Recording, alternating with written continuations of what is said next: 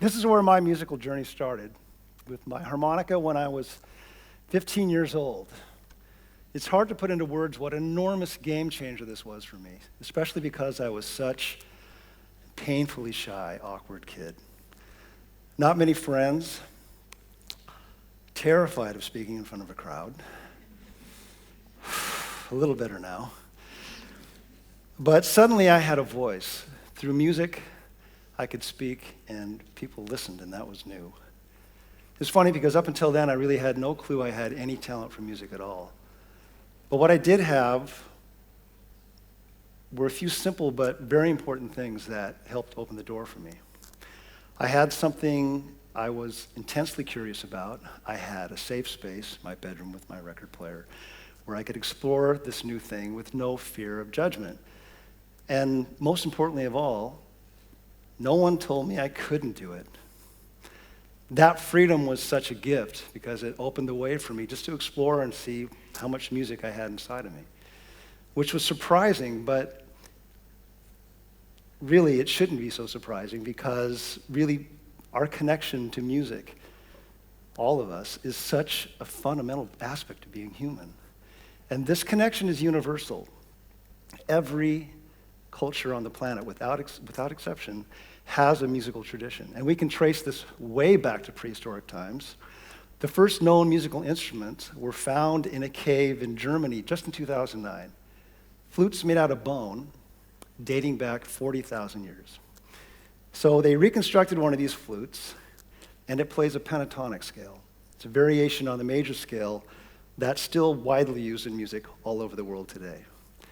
So this was mind-blowing to me. It's like primitive people living in caves 40,000 years ago were using a modern musical form completely by instinct. How is that possible? I mean, where did that music come from? Is it something instinctive that's hardwired in our brains, like language? Well, oddly enough, we know from modern brain imaging that a lot of the same systems in our brain that process language also process music. So now I was seeing the way I learn music almost completely by ear as something with very ancient roots. And more than that, as something very deeply rooted in the subconscious mind. Well, I discovered this very cool scientific term I'd never heard before, implicit learning. It refers to how we learn very complex information casually without any conscious effort. So here's the thing. Everyone here has had a profound experience with implicit learning because this is how we all learned our native language as little toddlers. I like to call that process doing becoming what you know, because simply from a lot of doing and a lot of listening, our brains absorbed and organized all the complex patterns in language simply by doing it and with no conscious effort. Now, this rang a bell for me for how I learned jazz improvisation, because I really did connect to it like language. I didn't do a formal study of it, but again, I had those conditions. I had, my curiosity, my safe space to explore, and again, no one told me I couldn't do it. So let me give you a little demonstration of what I'm talking about.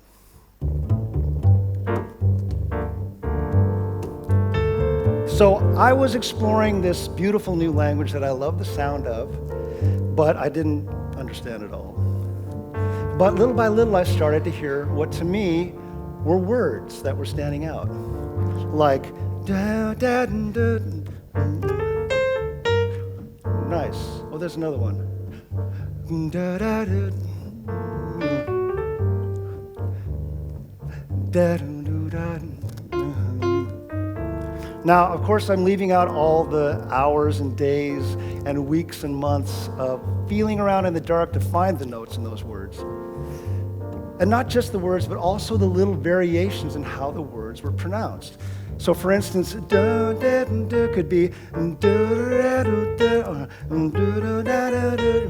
And these little details are so important for what makes a language sound authentic. So little by little, I'm adding more and more words to my vocabulary, and I'm starting to make little sentences, like now we can make this sentence.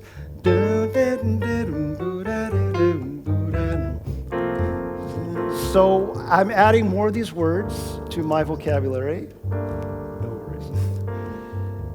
And I'm starting to make phrases and longer phrases until finally something like this started to happen.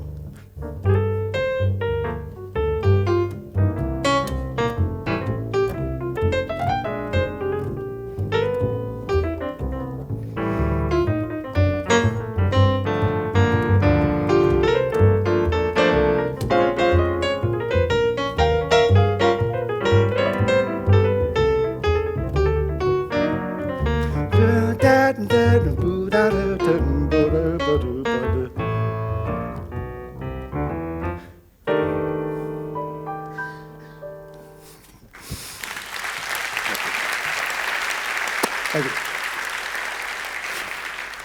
So not only was I connecting to it like language, like my native language, I was moving inside of it on a subconscious level. But this shouldn't be surprising when you consider how incredibly ancient the roots of music are in the human brain. And a very important part of those roots is the ability to compose music, because composing and playing, they evolved together. I mean, well, think about it. Those ancient cave people were not playing the hits of the day on their bone flutes, right? They were composing. They were improvising and creating melodies. So this is what made me understand that everybody who's learning music should also experiment with composing. I had people in my songwriting program who didn't even play an instrument when they started out, but who gave themselves the freedom to just explore and learn to play and compose at the same time, which is a really natural, very organic combination. Really works together really beautifully.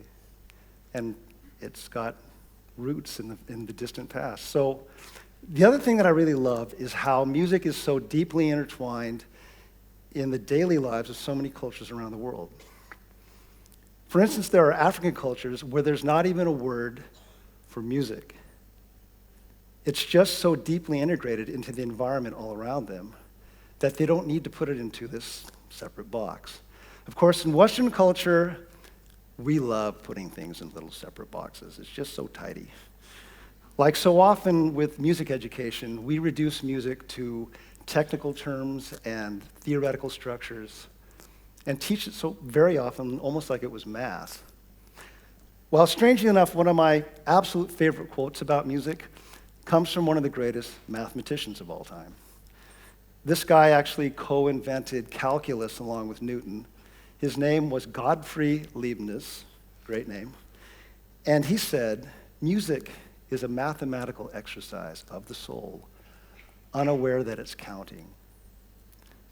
So yes, music can be reduced to mathematical terms, but it's only in that extraordinary, mysterious place where the subconscious does the counting for us without us knowing it, that music becomes that magical thing that affects all of us so deeply on so many levels.